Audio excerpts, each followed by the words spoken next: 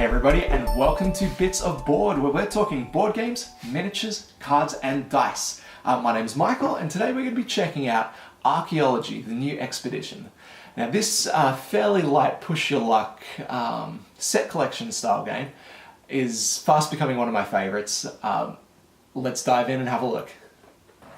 Alright guys, welcome to my Archaeology setup for the day. I'll just give you a quick tour of the game area. This is the drawing deck where we're going to be drawing a card each turn to draw into our hands. Down here, this is my hand. Currently I have a coin, a pot shard, a second pot shard, and a talisman. Also a tent, which will come into play a little bit later. This is my opponent's hand. I don't know what they've got, but I know they've still got their tent and 4 cards. And over here we've got the Great Pyramid. Now the Great Pyramid, I can explore that throughout the game, drawing 2 cards, 5 cards, or 8 cards, depending on if I have the maps to sort of get myself in there. Now I'll explain that through the game. That's fine. So let's start this one by playing today. Draw a card. Ooh. So I have 2 talismans here out of a total of 8 talismans in the entire deck of cards. Now, if I were to cash these in for points now, I would get 10 points, which is pretty solid, I'm not going to do it because I like to push my luck a little bit, and I'm going to try and get at least 3 of them, maybe 4 if I can hold out long enough. So that's probably as far as I'm going to go at the moment. If I wanted to, I could trade in one of the other cards or 2 of the other cards that I didn't want and pick up from this middle area here. Now that's the bazaar area, the marketplace. So if I wanted to, I could sell 2 of my pot shards off and pick up 2 parchment scraps, or I could pick 2 coins to pick up 2 of the... 1 coin, because it's worth 2 points, up for 2 of these guys up here. So it's kind of a bit of a trade-off. I like my hand the way it is at the moment. I don't necessarily like the fact that I've got these little pot shards in there, but I'm not going to trade it for another one like that. So the opposing player will draw a card, and it's luckily going to be a sandstorm. Now, luckily I did not plan that, so I did want to actually show this off, which is cool. The sandstorm card is the worst possible thing for any player in the game to come up. It means that you have to discard half of your hand of cards, rounding down. Now, I'm going to discard my pot shards because I have 5 cards. Rounding down, I have to get rid of 2. And basically, I chuck them into the marketplace. This stands for they got swept out into the desert. The merchants picked them up and brought them to the market to sell back to whoever needs to buy them. If I would have wanted to, I could have used my tent here, and I would have been able to ignore the effects of the sandstorm. My opposing player will also discard 2 cards, being a coin and a talisman. Now that talisman looks very nice for me. I might try and get that next turn. Yeah, so because the second player drew a sandstorm, he gets to draw again another sandstorm. I may not have shuffled well, guys. I may not have shuffled well.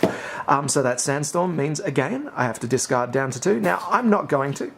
I'm going to play my tent card right now, which is going to save me from the wrath of the sandstorm. Sorry. My opponent, however, will not. So I'm just showing you how the game works. This guy doesn't know what he's doing. Or maybe he does. Ooh. Anyway, back to my go. I'll draw again, getting that sweet, sweet parchment scrap. Now for this, I'm going to show you a little bit about the trading. I want to trade in my coin and my parchment scrap here to pick up this talisman. Now I can pick up and put down as many times as I want, as long as I can pick up the card, and then I can put down a set if I'd like to. So I am going to put this down because, you know, I'm a little bit scared that there's going to be another sandstorm coming up. So I'm going to put my 3 talismans down and score 20 points at the end of the game. Now, if I were to sell more talismans later on through the game, I don't get to add that to this. So if I sell 2 more, it's not going to be a total of 5. I have to sell them all at the same time. That's pretty much the gist of the entire game. The players go back and forth drawing cards, trading them, putting them down for points. Occasionally, this guy pops up. Now this is the thief card. When this one comes up, you have to play it immediately, and this one means you get to pick a card from one of the opposing player's hands at random. So myself, I've got to play that one to pick up whatever the card left in my opponent's hand was, being this crappy parchment scrap. That goes into my hand of one card now, and the game continues. So you play pretty much until you've run out of deck, and then you can finish trading and passing on until you are happy with your points, and all players get to do that. The other cards that sort of come up that are pretty interesting, which allow you to access the Great Pyramid piles, are these map cards. Now, if I were to draw maps throughout the game, they're not worth much to sell, so I can sell one of those for 3 points, which is not brilliant. I don't get any bonuses for selling multiples, but they are used in other ways. So say throughout the game, I scored 3 of these map cards. And I'm like, ooh, this is excellent. I'm going to play these. They get discarded. They don't go into the buying area. And I come across to my location here. Now, on the Great Pyramid, I'm discarding 3 map cards, so I get to access the pile of 8 cards. So that is mine now. So this lovely little pile becomes my hand. Now, this has 8 cards in it that were set up at the beginning of the game. There'll be no sandstorms, no thieves in here, just pure treasure. And this is a good looking one here. Pharaoh's Masks are by far the rarest of the cards in the deck. There are only 4 of them throughout the entire deck of cards. Sell 1 for 4, sell 2 for 15, and then it ramps up. 3 for 30, 4 for 50, huge point swings with these ones. So that would have been an excellent pull throughout the game. So I could either push my luck, try and get a couple more of those Pharaoh's Masks, or I could put them down for those 15 points come the end of the game. Parchment scraps, broken cups are another interesting one. You don't get bonuses for getting heaps of them, but you do get a fairly nice ramp up of points for selling 2 of them off at one time. Which I did happen to draw in that little 8, so I could put those down now as well. The person with the most points at the end of the game wins. Alright guys, so that was just a quick look at Archaeology and just the gameplay mechanics behind it. I'm a really big fan of this one. It's light enough that you can bring out to pretty much newbies in the board game scene. Like the rules are simple enough to grasp. And the gameplay is engaging enough that you're not going to get bored while learning, you know what I mean? What I didn't mention in the review was the customization within this game. So it does add cards for the extended player count. So once you hit that 4 player mark, you include the broken tablet here, focus, and that just adds another card to play. Once you hit 5, you're going to the broken pendant.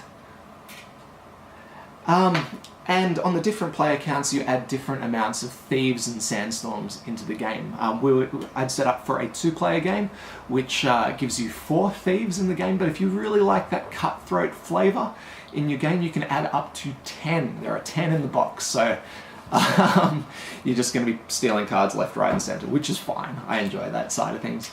The game also includes a bunch of different locations that you can dig at, I guess. So we had a look at the Great Pyramid. It also includes a slew of other ones as well. So we've got the temple, tomb, buried ruins. We've got the mine and the Sphinx as well. Each one of these ones add a different rule to that sort of sideboard setup, adding a lot more variety into the game. So you can customize which cards, which treasures you're going to be digging for, which location you're going to be digging at, and all of the different types of hazards and stuff that you're going to find through the game. And you can really find just something that works for you. Like I said, if you like that cutthroat thing, add more of the thieves. If you like that sort of chaos, you add... I think there's only a total of the 6 sandstorms in there, but if you don't like that, you can get rid of them.